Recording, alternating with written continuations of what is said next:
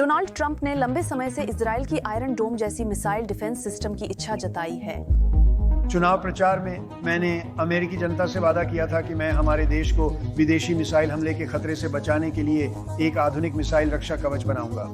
Beijing ने चेतावनी दी है कि अमेरिका द्वारा घोषित गोल्डन डोम एंटी मिसाइल डिफेंस सिस्टम अंतरिक्ष में अस्थिरता भड़का सकता है और वॉशिंगटन से इसके विकास और तैनाती को छोड़ने का आग्रह किया है। राष्ट्रपति ट्रंप की नई घोषणा के बाद चीन घबरा गया है और इस बार वे इसे छुपाने की भी कोशिश नहीं कर रहे हैं। जैसे ही ट्रंप ने संयुक्त राज्य अमेरिका और कनाडा की सुरक्षा के लिए नए गोल्डन डोम आइडिया की घोषणा की, चीन पूरी ताकत के साथ सामने आ गया और कहा कि इससे वैश्विक रणनीतिक संतुलन बिगड़ता है और वह चाहता है कि संयुक्त राज्य अमेरिका इस विचार को और किसी भी रक्षा प्रणाली की तैनाती को छोड़ दे। मुझे आश्चर्य है कि चीनी कम्युनिस्ट पार्टी ऐसा क्यों कह रही है और इतने जोर और खुलेआम तरीके से क्यों कह रही है। आइए आज के वीडियो में इसी बारे में बात करते हैं। सबसे पहले जानते हैं कि गोल्डन डोम आखिर है क्या। ये रहा राष्ट्रपति ट्रंप का ऐलान। ओवल ऑफिस में golden dome missile defence shield को लेकर ऐतिहासिक घोषणा में यहां मौजूद रहने के लिए आप सभी का धन्यवाद। हम राष्ट्रपति रीगन द्वारा 40 साल पहले शुरू किए गए काम को पूरा करेंगे और अमेरिकी सरजमीन पर मिसाइल खतरे को हमेशा के लिए समाप्त करेंगे। एक शानदार बिल होगा जिसमें गोल्डन डोम के लिए $25 अरब शामिल होंगे। यह अमेरिका और अमेरिकियों की सुरक्षा में पीढ़ियों तक किया गया निवेश है। गोल्डन डोम हमारे विरोधियों से देश की तेजी और मजबूती से रक्षा करने का एक साहसी कदम है। गोल्डन डोम हमारे देश की महत्वपूर्ण विरासत बनने जा रहा है। कांग्रेस बजट समझौता विधेयक पर आगे बढ़ रही है, जैसा कि आपने अभी बताया। कुछ फंडिंग मुश्किल और कुछ आसान होती है। एक पागल दुनिया में सभी की जान बचाने की बात करने पर फंडिंग पाना आसान लगता है। हमारे दुश्मन और विरोधी राष्ट्रपति ट्रंप पर पहले दिन से ही बहुत ध्यान देंगे। आप अपने देश और अमेरिकी लोगों की रक्षा कर रहे हैं। आपके नेतृत्व के लिए धन्यवाद। अब जाहिर है कि चीन इससे खुश नहीं है और शायद वे इस वीडियो से भी खुश नहीं होंगे जो चीनी कम्युनिस्ट पार्टी को उजागर करता है। हमारी मदद के लिए नीचे दिए गए लाइक और सब्सक्राइब बटन दबाएं, इससे हमें बहुत सहायता मिलेगी। चलिए इस सुनहरे गुंबद के बारे में विस्तार से जानकारी लेते हैं। इसे इजराइल के आयरन डोम से आगे माना जाता है, न केवल नाम में बल्कि कई अन्य पहलुओं में भी। यह सिस्टम खुद भी आयरन डोम की तुलना में बहुत विशाल होने वाला है। अभी के लिए इस कॉन्सेप्ट में जमीन और अंतरिक्ष दोनों से जुड़ी क्षमताएं शामिल हैं, जो मिसाइलों को लॉन्च से पहले ही पहचान कर और नष्ट करके उड़ान के शुरुआती चरण में उन्हें रोककर, बीच रास्ते में उन्हें रोककर और लक्ष्य के पास पहुंचने के आखिरी कुछ पलों में भी उन्हें रोकने का काम करेंगी। इस सिस्टम में अंतरिक्ष क्षमताएं इसलिए हैं क्योंकि मिसाइल को रोकने का सर्वोत्तम समय लॉन्च के समय ही होता है। मिसाइल की उड़ान के शुरुआती चरण में वह एक अनुमानित रास्ते पर होती है, उसमें मोड़ने की क्षमता नहीं होती और वह रडार को धोखा देने वाले सिस्टम तैनात नहीं कर सकती, इसलिए उसे नष्ट करने का यह आदर्श समय होता है। परंतु ऐसा करने हेतु हमें अंतरिक्ष में जाकर एक अंतरिक्ष आधारित प्रणाली स्थापित करनी होगी। यह निश्चित रूप से संभव है, लेकिन इसे पूर्ण सुरक्षित बनाने हेतु वर्तमान तकनीक में सुधार आवश्यक होगा। गोल्डन डोम सिस्टम की सबसे बड़ी खूबी यह है कि यह हमें परमाणु हमलों से अमेरिका की रक्षा करने में सक्षम बनाएगा। इसका मतलब यह नहीं कि हम किसी भी परमाणु हमले से पूरी तरह सुरक्षित होंगे, क्योंकि रूस और चीन के पास विशाल परमाणु शस्त्रागार हैं, लेकिन आप जानते हैं कि उत्तर कोरिया, ईरान या पाकिस्तान से हमलों से बचाव संभव है, क्योंकि इनके पास असीमित परमाणु हथियार नहीं हैं। यही वह बात है जो चीन को डरा रही है। चीन का अमेरिका पर कोई दबाव नहीं रहेगा जब हम उस स्तर पर पहुंचेंगे जहां परमाणु मिसाइल की चिंता नहीं होगी, क्योंकि इससे आपसी सुनिश्चित विनाश का डर खत्म हो जाएगा। मतलब यह कि राष्ट्रपति ट्रंप के कहने पर चीन के पास कोई विकल्प नहीं बचेगा। इसलिए राष्ट्रपति ट्रंप की घोषणा के बाद चीनी विदेश मंत्रालय ने यह बयान जारी किया। गोल्डन डोम योजना का लक्ष्य एक वैश्विक, बहुस्तरीय और बहुक्षेत्रीय मिसाइल प्रणाली विकसित करना है जो किसी भी प्रतिबंध से मुक्त हो। इस योजना में बाहरी अंतरिक्ष में युद्ध के साधनों जैसे ऑनऑर्बिटल इंटरसेप्शन सिस्टम की तैनाती और युद्ध की बात कही गई है। यह बाह्य अंतरिक्ष संधि द्वारा समर्थित शांतिपूर्ण उपयोग के सिद्धांतों का उल्लंघन करने वाला एक आक्रामक कदम है। यह बाहरी अंतरिक्ष को युद्ध का मैदान बनाने और हथियारों की दौड़ का खतरा बढ़ाएगा, साथ ही अंतर्राष्ट्रीय सुरक्षा व हथियार नियंत्रण प्रणाली को प्रभावित करेगा। अमेरिका खुद को श्रेष्ठ मानकर और पूर्ण सुरक्षा की अंधी खोज में सभी देशों की सुरक्षा के सिद्धांत का उल्लंघन करता है और वैश्विक रणनीतिक संतुलन व स्थिरता को क्षीण करता है। चीन इस पर गंभीर रूप से चिंतित है। हम अमेरिका से आग्रह करते हैं कि वह वैश्विक मिसाइल रक्षा प्रणाली की योजना को छोड़ दे और प्रमुख शक्तियों के बीच रणनीतिक विश्वास बढ़ाने और वैश्विक रणनीतिक स्थिरता की रक्षा के लिए ठोस कदम उठाए। चीनी विदेश मंत्रालय ने आज सुबह बयान जारी किया कि इससे वैश्विक रणनीतिक संतुलन और स्थिरता कमजोर होती है। चीन इस पर गंभीर चिंता व्यक्त करता है। हम अमेरिका से आग्रह करते हैं कि वह जल्द से जल्द वैश्विक मिसाइल रक्षा प्रणाली के विकास और तैनाती को छोड़ दे। यह एक रक्षात्मक तकनीक है। इस बारे में आपके क्या विचार हैं और वे यहाँ किस दृष्टिकोण से आ रहे हैं? ऐतिहासिक रूप से देखा गया है कि संघर्ष का मुख्य कारण प्रतिरोधक क्षमता की कमी होती है। हमारा और प्रशासन का मानना है कि मजबूत प्रतिरोधक क्षमता ही संघर्ष रोकने का सर्वोत्तम उपाय है। इसलिए हम जनरल गुटलाइन और प्रशासन के साथ साझेदारी करने को लेकर उत्साहित हैं ताकि विश्व में शांति और समृद्धि लाई जा सके। मैंने आपको चीनी विदेश मंत्रालय का पूरा बयान दिखाया क्योंकि यह पाखंड से भरा हुआ है। चीन ने संयुक्त राज्य अमेरिका पर अंतरिक्ष का सैन्यकरण करने का आरोप लगाया है। यह सही है, संयुक्त राज्य अमेरिका अंतरिक्ष का सैन्यकरण कर रहा है। हालांकि यह ऐसा करने वाला पहला देश नहीं है। हमें अपनी रक्षा के लिए अंतरिक्ष में जाने के लिए विवश किया जा रहा है। बताइए वह पहला देश कौन था जिसने ऐसा किया था? वह चीन था। 2007 में चीन ने एक मिसाइल अंतरिक्ष में दागकर अपने ही एक सैटेलाइट को नष्ट कर दिया। शुरुआत में यह एक परीक्षण जैसा लगा, लेकिन वास्तव में यह एक परीक्षण के साथ साथ एक संदेश भी था। संदेश सीधा और दुनिया के हर दूसरे देश के लिए था। चीन का संदेश था कि वे हमारे सैटेलाइट को भी अपने सैटेलाइट की तरह नष्ट कर सकते हैं। यह संयुक्त राज्य अमेरिका और पश्चिमी देशों को निशाना बनाकर किया गया था क्योंकि वे संचार, जीपीएस, निगरानी और मिसाइल ट्रैकिंग के लिए सैटेलाइट्स पर अत्यधिक निर्भर हैं। चीन ने एक सैटेलाइट को नष्ट कर यह साबित किया कि वह जरूरत पड़ने पर किसी देश की सैन्य समन्वय व्यवस्था को पंगु बना सकता है। सैटेलाइट के नष्ट होने के अलावा विस्फोट ने हजारों टुकड़ों में अंतरिक्ष मलबा बना दिया जो तेज गति से अंतरिक्ष में घूम रहे हैं। यह खतरनाक है क्योंकि मलबे का एक छोटा टुकड़ा भी सैटेलाइट्स, स्पेस स्टेशन या भविष्य के मिशनों को नुकसान पहुंचा सकता है। चीन का यह परीक्षण अंतरिक्ष इतिहास की सबसे बड़ी मलबा उत्पन्न करने वाली घटना थी। चीनी कम्युनिस्ट पार्टी अब अमेरिका से अंतरिक्ष के सैन्यकरण को रोकने की अपील कर रही है, हालांकि इसकी शुरुआत उन्होंने ही की थी। चीनी कम्युनिस्ट पार्टी के लिए दुर्भाग्य से नई सरकार की नीति स्पष्ट है, ताकत के जरिए शांति। यूक्रेन की स्थिति ने दुनिया को सिखाया है कि विश्व शांति के लिए तानाशाहों की सद्भावना पर निर्भर नहीं रहा जा सकता। अगर कोई देश रक्षा में निवेश नहीं करता तो उसे चीन या रूस जैसे देश निगल सकते हैं। यह अमेरिका फर्स्ट और शक्ति के माध्यम से शांति का संयोजन है, जिसका अर्थ है कि आप अमेरिकी हितों को बढ़ावा देने वाले लक्ष्यों को समझते हैं। आप अपने विचारों में यूटोपियन, वैश्विकतावादी और मानव स्वभाव या राष्ट्र निर्माण को लेकर भोले नहीं हैं।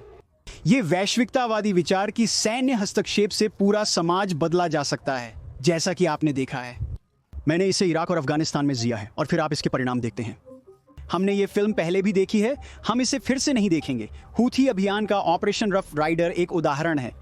राष्ट्रपति ने कहा कि नौवहन की स्वतंत्रता एक मुख्य राष्ट्रीय हित है और अमेरिकी जहाजों पर बिना परिणाम के हमला नहीं हो सकता, जिसे जो बाइडेन ने होने दिया। यह वैश्विक मंच पर कमजोरी का संकेत है। अब यह बंद होगा और हम यही हासिल करने जा रहे हैं। हमारी मुहिम शुरू से ही उस उद्देश्य को पाने के लिए निरंतर जारी है। अब बहुत से लोग यमन में सत्ता परिवर्तन चाहते हैं और एक आदर्श दुनिया में वह बहुत शानदार होता। आपके पास पूरा समय होता, सारे हथियार होते और उस पर ध्यान केंद्रित करने के लिए पूरा समय होता। राष्ट्रपति ने एक सीमित उद्देश्य तय किया जिसमें हमने हूथियों को हार मानने पर विवश किया और अब हमारे जहाज उस रेड सी में BAM से स्वतंत्र रूप से गुजर सकते हैं। यह आदर्श अंतिम स्थिति नहीं है, वे पूर्णतया नष्ट नहीं हुए।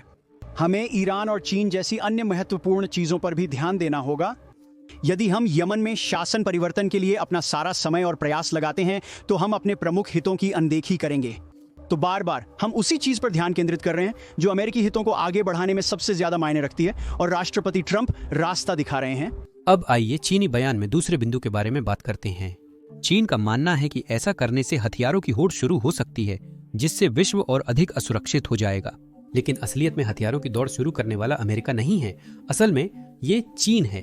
हाल के वर्षों में चीन ने सैकड़ों परमाणु मिसाइल साइलों का निर्माण किया है, जिन्हें हम उपग्रहों द्वारा देख सकते हैं। चीन के रेगिस्तान में लगभग 300 नए साइलो होने की उम्मीद है। ये साइलो परमाणु हथियारों को छिपाने और लॉन्च करने के लिए प्रयोग होते हैं, जो दुनिया के दूसरे छोर से अमेरिका पर हमला कर सकते हैं। इसके अलावा चीन ऐसे मिसाइल बना रहा है जो आवाज की गति से 5 गुना तेज उड़ सकती है। इन मिसाइलों का पता लगाना मुश्किल होगा, इन्हें रोकना भी मुश्किल होगा, और ये मिसाइल डिफेंस सिस्टम को चकमा दे सकती है, कम से कम उन डिफेंस सिस्टम्स को जो अभी दुनिया के पास हैं। चीन के अपनी मंशा की घोषणा तक अमेरिका इस तरह की किसी चीज पर काम नहीं कर रहा था। यही वजह है कि हम एक नया डिफेंस सिस्टम बना रहे हैं, क्योंकि अगर चीन ऐसे मिसाइल बनाने की कोशिश कर रहा है जो हमारे मौजूदा डिफेंस सिस्टम को चकमा दे सके, तो हमें उससे बेहतर सिस्टम चाहिए।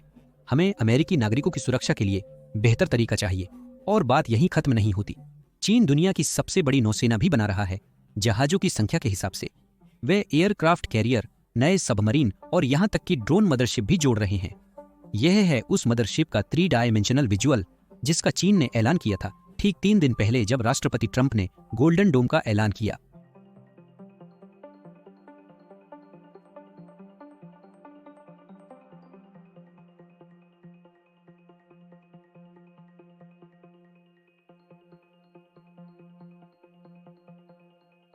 यह चीन की पहली एयर मदरशिप है, जून तियान SS UAV। जून में इसकी पहली उड़ान की उम्मीद है। प्रो चाइना चैनलों के अनुसार यह सैन्य तकनीक में एक छलांग है और साथ ही सममित युद्ध की अवधारणा का ठोस रूप भी है, जो भविष्य के युद्ध के नियमों को बदल सकता है। यह वही सरकार है जो अमेरिका से कह रही है कि हमें नए हथियार नहीं बनाने चाहिए, क्योंकि इससे चीजें असुरक्षित हो जाती हैं।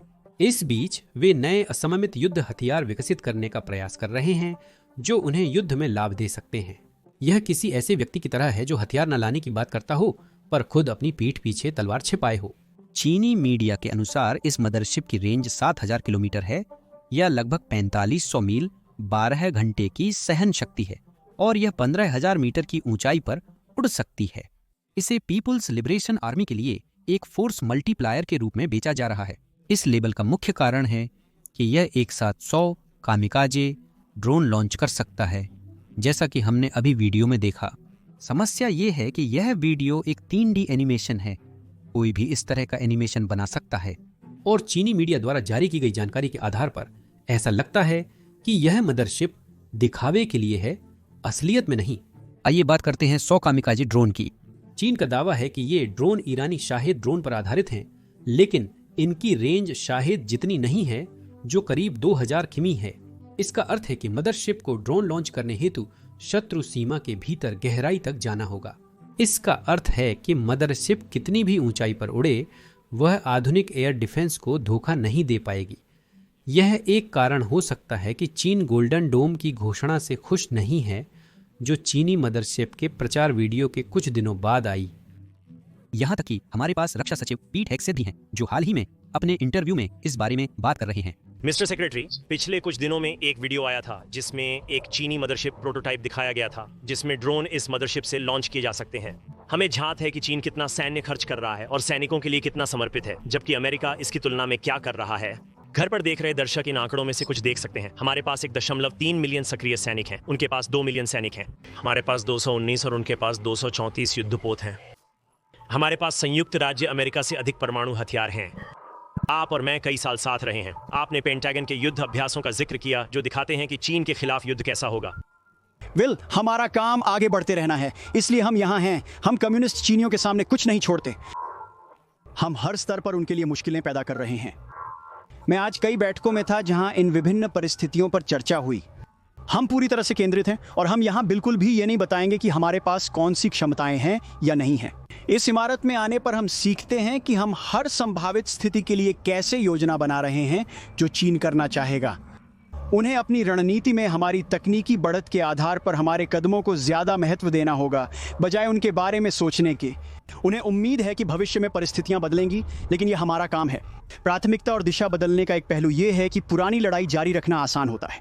हम अपने सहयोगियों के साथ मिलकर यूरोप और मध्य पूर्व की घटनाओं में गहरी दिलचस्पी रखते हैं और हमें कहा जाता है कि आप उसे नजरअंदाज कर रहे हैं। नहीं, हम ऐसा नहीं कर रहे हैं। हम उन क्षेत्रों में अमेरिकी हितों पर बहुत ध्यान दे रहे हैं। हम सच में दे रहे हैं।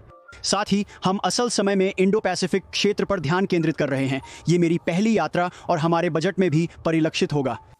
आप इसे भविष्य की यात्राओं में देखेंगे, अभ्यासों में देखेंगे और देखेंगे कि हम पेंटागन में हर दिन किससे मिल रहे हैं और किस बारे में बात कर रहे हैं।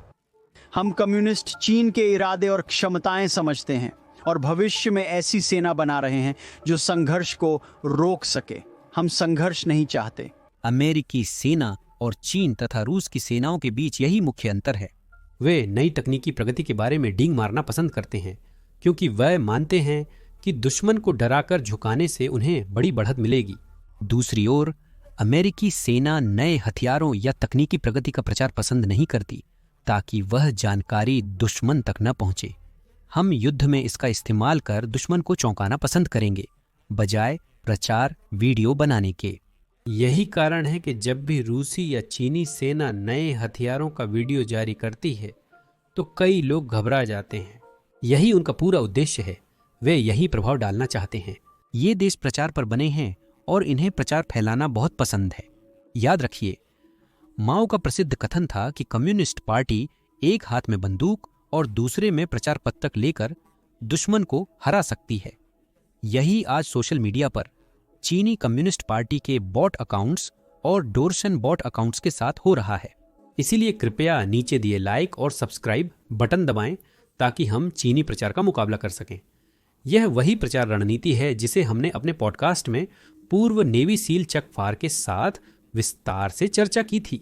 यहाँ उसका एक क्लिप है। अब यही वह जगह है जहाँ मुझे लगता है कि पश्चिम और रूस के बीच द्वैतता है। जब रूस के पास कोई नया हथियार होता है तो वे उसके बारे में डींग मारना पसंद करते हैं, जबकि अगर पश्चिम के पास कुछ होता है तो वे उसे तब तक गुप्त रखना पसंद करते हैं जब तक कि वे उसका इस्तेमाल करके दुश्मन को चौंका न दें।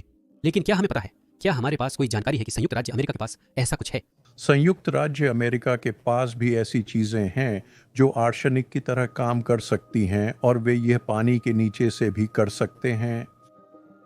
तो उदाहरण के लिए एक सामान्य ट्राइडेंट मिसाइल को दुनिया के किसी भी महासागर से लॉन्च किया जा सकता है और यह पूरे रूस में जो 12 टाइम जोन में फैला है अपने लक्ष्यों को साध सकती है। ध्यान रखें कि आप जानते हैं हेजलट्री मिसाइल की रेंज लगभग 3000 मील है।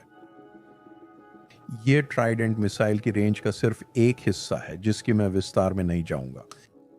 और हर ट्राइडेंट मिसाइल 8 से 10 मल्टीपल स्वतंत्र रूप से लक्षित वाहन ले जा सकती है। अब हमने देखा जब डेनेप्रो शहर पर हमला हुआ था तो हमने देखा कि सभी रूसी MIRVs लगभग 2 मील बाएं 2 मील के क्षेत्र में गिर रहे थे। संयुक्त राज्य अमेरिका की मिसाइलें न केवल बिल्कुल सटीक निशाना साध सकती हैं बल्कि वे कहीं ज्यादा बड़े क्षेत्र को भी निशाना बना सकती हैं, जिसका मतलब है कि MIRVs पूरी तरह से बैलिस्टिक इंसर्शन पर निर्भर नहीं हैं। वे उड़ान के दौरान दिशा बदल सकते हैं। यही अमेरिकी हथियारों को इस संस्करण से भिन्न बनाता है जो मूलतः एक रूसी मध्यम दूरी की बैलिस्टिक मिसाइल है। रूसियों के लिए यह एक बड़ी बात थी जिसे हर किसी ने मीडिया सहित बढ़ा चढ़ाकर पेश किया। मेरा मानना है कि यह पुतिन का तरीका था। युद्ध में सबसे चौंकाने वाला शब्द न्यूक्लियर कैपेबल मिसाइल था जिसका इस्तेमाल सभी कर रहे थे। हालांकि युद्ध में यह कोई नई बात नहीं है। वे शुरू से ही परमाणु सक्षम हथियारों का उपयोग कर रहे हैं। बिल्कुल। रूस द्वारा दागी जाने वाली सभी बैलिस्टिक मिसाइलें, इस्कंदर और अन्य वेरिएंट्स जिनमें उनके क्रूज मिसाइल भी शामिल हैं, उनमें से अधिकांश न्यूक्लियर कैपेबल हैं। इस्कंदर एक रणनीतिक परमाणु हथियार था जिसे युद्ध में निकट से मध्यम दूरी के लक्ष्यों पर प्रयोग करने हेतु विकसित किया गया था। यह पर्शिंग मिसाइल जैसा है परंतु उतना कुशल नहीं। पर्शिंग एक परमाणु सक्षम मिसाइल था जिसे शीत युद्ध के अंत में यूरोप में स्थापित किया गया था। पुतिन द्वारा एक इंटरमीडिएट रेंज बैलिस्टिक मिसाइल हथियार को प्रदर्शित करना भी दिलचस्प है। उन्होंने हाल ही में इंटरमीडिएट मिसाइल रेंज समझौतों से पीछे हट गए हैं। यह दर्शाता है कि रूस के साथ किसी भी परमाणु समझौते पर वास्तव में भरोसा नहीं किया जा सकता। उन्होंने 1972 में हस्ताक्षरित जैविक युद्ध सम्मेलन की पूरी तरह अनदेखी कर जैविक हथियारों के साथ आगे बढ़ गए। पुतिन ने पश्चिम पर एक छाप छोड़ी है, लेकिन हो सकता है वह छाप वह ना हो जो वह सोचते हैं कि उन्होंने बनाई है।